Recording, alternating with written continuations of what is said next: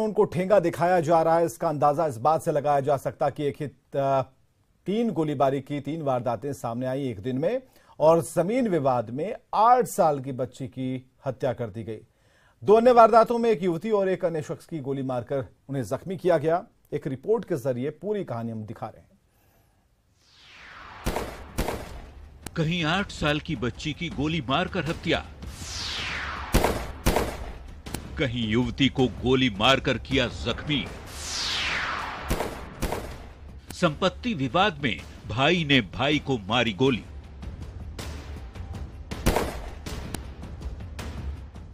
आरा में शनिवार का दिन आपराधिक वारदातों से दहल उठा। उद्वंत नगर थाना क्षेत्र के भिलाई गांव में हथियारबंद बदमाशों ने 8 साल की एक बच्ची की गोली मारकर हत्या कर दी। वारदात जमीन विवाद से जुड़ा बताया जाता है। मिली जानकारी के मुताबिक अपराधियों ने पहले घर में दस्तक दी, फिर ताबड़तोड़ फायरिंग करनी शुरू की, जिसमें बच्ची की मौके पर ही मौत हो गई। बताया जाता है कि 4 साल पहले भी मृतक बच्ची के चाचा की हत्या कर दी गई थी।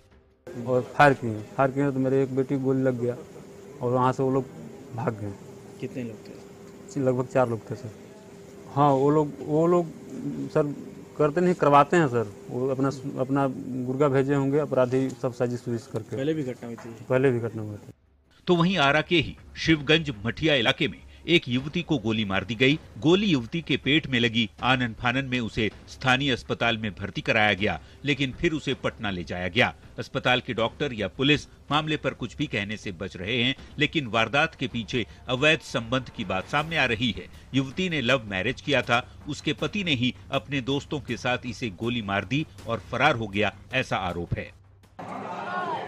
कुछ बातें भी झगड़ा हुआ था। अच्छा, तो आज क्या हुआ? यार उधर से 2-3 गाड़ी आया, चलाना कोशिश कर रहे थे, पीछे आई हम। आप लोग पैदल थे? गाड़ी से। आरा में ही तीसरी वारदात नवादा थाना के गांधीनगर मोहल्ले की है, जहां जमीन विवाद में भाई ने अपने ही भाई के पैर में गोली मार दी। जमीन से जुड़े विवाद में 55 साल के जितेंद्र सिंह को उनके ही बड़े भाई ने गोली मार दी। आरा के एक निजी अस्पताल में जख्मी शख्स का इलाज चल रहा है।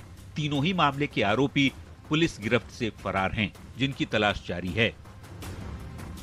हिमांशु प्रवीण, न्यूज़ 18 आरा।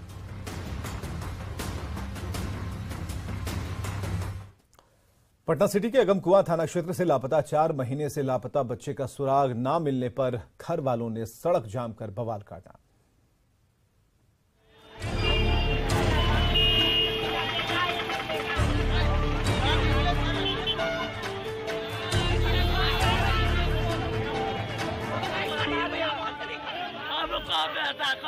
मार दिया, जो अपराधी का नाम दिया उसको अभी नहीं पकड़ता है प्रशासन मिला हुआ। हाथ में तख्ती लेकर बीच सड़क पर गुहार लगाता ये है अमित पासवान। पटना सिटी के अमित पासवान का बेटा रोशन कुमार 4 महीने से लापता है। बच्चे की बरामदगी के लिए पति पत्नी थाने के चक्कर लगाकर थक चुके हैं, लेकिन पुलिस के कानों तक सूल तक नहीं रहेंगी। आखिरकार घर वालों का धैर्य जवाब दे गया और उन लोगों ने अगमकुआं के भूतनाथ रोड पर हाथों में तख्ती लेकर हंगामा कर दिया। अमित की पत्नी और रोशन की मां बेबी देवी का कहना है कि 4 महीने पहले उन्होंने स्थानीय दुकानदार कृष्णा साव के यहाँ अपने बेटे को काम पर रखा था, लेकिन तब से उनका बेटा लापता है। अगमकुआं थाने में कृष्णा साव समेत 3 लोगों के खिलाफ प्राथमिकी दर्ज कराई गई। बावजूद इसके पुलिस ने अब तक कुछ भी नहीं किया। बेबी देवी ने थाना प्रभारी पर आरोपियों से मिलीभगत का आरोप लगाया। मेरा बच्चा बुला गया, 4 महीना हो गया, थाना में दर्ज किए केस, 4 महीना हो गया, प्रशासन कुछ नहीं कराया। थाना पे जाते हम थक गए। दोनों हम पति पत्नी जाते हैं, वहाँ से डांट के भगा देते हैं। जिसका नाम दर्ज किया उसका अभी तक कांटेक्ट नहीं कर रहे हो। हंगामे की वजह से भूतनाथ रोड पर जाम जैसे हालात बन गए। समझा बुझाकर पुलिस ने किसी तरह जाम हटवाया। पता हंगामा करा लो, ये कब तक क्या चल रहा है? जब ये लोग कहना है कि मार दिया जाएगा तो प्रशासन का आरोप लग रहा है कि मिला हुआ है। फिलहाल माहौल शांत है, लेकिन सवाल है कहां है 4 महीने से लापता रोशन कुमार?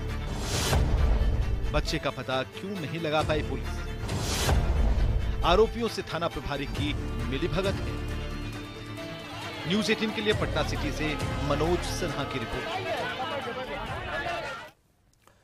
गोपालगंज से अगली खबर, जहां के हजियापुर वार्ड संख्या 9 के एक बुजुर्ग की हार्ट अटैक से मौत हो गई। बुजुर्ग की मौत के बाद गुस्साए परिजनों ने हजियापुर मोड़ स्थित NH-27 पर शव को रखकर बवाल किया। परिजनों ने बीजेपी MLC राजीव कुमार उर्फ गप्पू बाबू को मौत को लेकर जिम्मेदार ठहराया है और साथ ही राजीव कुमार पर FIR दर्ज करने की मांग की।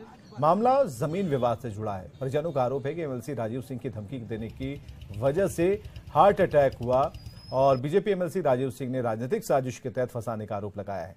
बीजेपी MLC का कहना है घटनास्थल पर CCTV कैमरे लगे हैं, उनका गोदाम भी वहीं है। MLC ने पूरे मामले में पुलिस प्रशासन की जांच पर भरोसा जताया।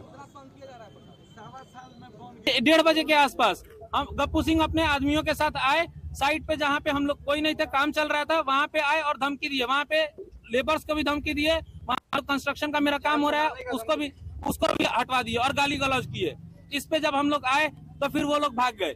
भागने के बाद उन्होंने प्रशासन को फोन करके बोला कि जा करके आप वहाँ काम रुकवाइए।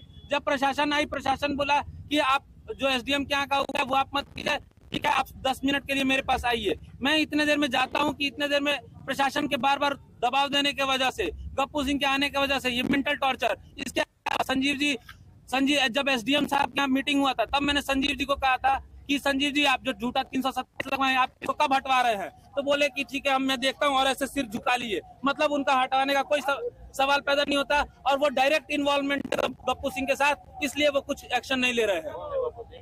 गप्पू सिंह उर्फ राजीव सिंह यहाँ के MLC विधान पार्षद। और गोविंद हमारे साथ फोन लाइन पर। गोविंद, क्या इसके पीछे पुलिस क्या कह रही है, क्योंकि पुलिस की जांच तो हो रही होगी, पुलिस किसी निष्कर्ष पर पहुंचने की तैयारी कर रही होगी, दोनों ही पक्षों को सुनने के बाद अभी तक क्या निकल कर आया है? देखिए, इस पूरे मामले में गोपालगंज के जो SP हैं स्वर्ण प्रभात, उनसे हमारी बातचीत हुई है और उन्होंने साफ तौर पर कहा है कि पूरे मामले में जो शव का पोस्टमार्टम कराया जा रहा है और पोस्टमार्टम के लिए मेडिकल टीम का भी गठन किया गया है। जो पोस्टमार्टम के बाद जो रिपोर्ट आएगी उसके आधार पर आगे की कार्रवाई की जाएगी। फिलहाल जो पीड़ित परिजन है उनसे नगर थाने में लिखित शिकायत करने को कहा गया है और उस पूरे मामले में पुलिस अलग अलग कई बिंदुओं पर जांच कर रही है। दूसरी तरफ जो MLC हैं राजीव सिंह उर्फ गप्पू बाबू, उनसे भी हमारी बातचीत हुई है। उन्होंने कहा कि घटनास्थल पर गए थे लेकिन किसी को धमकी नहीं दी है और इसके अलावा जो घटनास्थल पर CCTV लगे हुए हैं, पुलिस उससे FIR दर्ज हो पाई है कर रही है। देखिए, अभी समाचार जो है चलाए जाने तक FIR जो है दर्ज नहीं हो सकी है। पीड़ित परिवार की ओर से लिखित शिकायत अब तक नहीं दी गई है और पुलिस लगातार पीड़ित परिवार से लिखित शिकायत भी मांग रही है और लिखित शिकायत मिलने के बाद पूरे मामले में FIR दर्ज कर आगे की कार्रवाई की जाएगी। फिलहाल बहुत शुक्रिया गोविंद तमाम जानकारियों के लिए।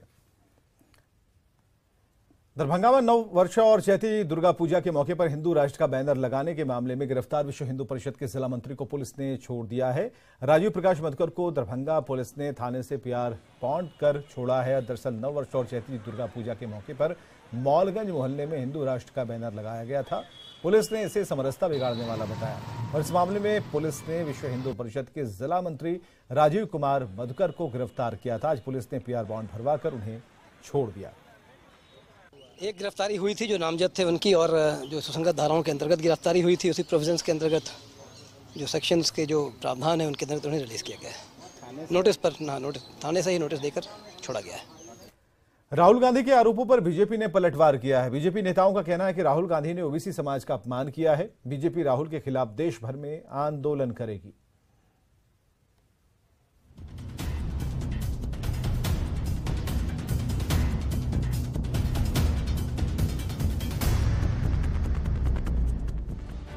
सूरत के कोर्ट से मिली 2 साल की सजा के बाद राहुल गांधी की संसद सदस्यता खत्म हो चुकी है, लेकिन बिहार समेत पूरे देश में सियासत तेज है। सांसदी जाने के अगले दिन राहुल गांधी ने प्रेस कॉन्फ्रेंस कर केंद्र सरकार पर भड़ास निकाली। कहा कि हमेशा के लिए सदस्यता चली जाए तो भी वो बोलते रहेंगे। चाहे मुझे सदस्यता मिले ना मिले, मैं अपना काम करूंगा। अगर ये मुझे परमानेंटली डिस्क्वालीफाई कर दें तो भी मैं अपना काम करूंगा। अगर मुझे रीइंस्टेट कर दें तो भी मैं अपना काम करूंगा। मुझे कोई फर्क नहीं पड़ता मैं पार्लियामेंट के अंदर हूं या बाहर हूं, कहां हूं। मैंने आपसे कहा मुझे अपनी तपस्या करनी है, मैं उसको करके दिखाऊंगा। वहीं बीजेपी नेताओं का कहना है कि सभी चोरों का सरनेम मोदी क्यों होता है, कहकर राहुल गांधी ने पूरे OBC समाज का अपमान किया। बीजेपी राहुल के खिलाफ देश भर में आंदोलन करेगी। कि राहुल गांधी जी कुछ अगर सोच समझ कर बोलते हैं तो भाजपा ये मानती है उन्होंने जानबूझकर पिछड़ों का अपमान किया है और भाजपा इसकी पूरी भर्त्सना करती। और देश भर में हम राहुल गांधी के खिलाफ पिछड़ों के अपमान के लिए जबरदस्त आंदोलन करेंगे भाजपा की ओर से, ये हम कहना चाहते हैं। उनको पता नहीं होगा कि मोदी मतलब 2-4 फैमिली मोदी है, ये नरेंद्र मोदी का परिवार ही मोदी है। ये मोदी परिवार पूरे देश में है, बिहार में भी है, झारखंड में भी है, सारे देश में है। केंद्रीय मंत्री पशुपति कुमार पारस ने राहुल गांधी को लेकर कोर्ट के फैसले का स्वागत किया। पारस ने कहा कि राहुल गांधी ने पिछड़ी और अति पिछड़ी जातियों का अपमान किया। ये तो राहुल गांधी जी को सोचना चाहिए था कि ओबीसी के संबंध में जो उन्होंने आपत्तिजनक बयान दिया, जाति सूचक नाम लेकर के जो बयान दिया, ये तो बहुत ही आपत्तिजनक बात है। वहीं लोक जनशक्ति पार्टी रामविलास के अध्यक्ष चिराग पासवान ने राहुल गांधी की सजा पर कहा कि ऐसा तो होना ही था। ये होना ही था। मुझे लगता है राहुल जी को इस बात की जानकारी पहले से होनी चाहिए, क्योंकि ये सदस्यता नहीं जाए, इसी को लेकर यूपीए सरकार एक ऑर्डिनेंस भी 2013 में लेकर आई थी, जिस ऑर्डिनेंस को फाड़ने का काम राहुल जी ने खुद किया था। तो मुझे लगता है जब उन्होंने ऑर्डिनेंस को फाड़ा था तो तभी से ही उनको इस बात की जानकारी थी कि 2 साल या उससे ज्यादा की अगर किसी को भी सजा होती है तो तत्काल प्रभाव से उनकी संसद सदस्यता उनकी जाती है। राहुल गांधी की संसद सदस्यता जाने के बाद से देश की राजनीति गर्म है। समझने वाली बात यह है कि अगर ऊपरी अदालतों से भी राहुल गांधी को राहत नहीं मिलती है तो कांग्रेस क्या करेगी? क्या प्रियंका गांधी बनेगी कांग्रेस का चेहरा? न्यूज़ 18 के लिए दिल्ली से अमितेश, पटना से शैलेंद्र और विनीता मिश्रा के साथ ब्यूरो रिपोर्ट। और खबरें लगातार जारी हैं, बने रहे हमारे साथ। लोग अपने सामने देख रहे हैं, अपने जीवन में देख रहे हैं, उससे हर भारतीय में ये विश्वास आया है कि 21वीं सदी का भारत अपनी कमजोरियों को छोड़कर, अपने बंधनों को तोड़कर भारत आगे बढ़ सकता है। Poonawalla Fincorp presents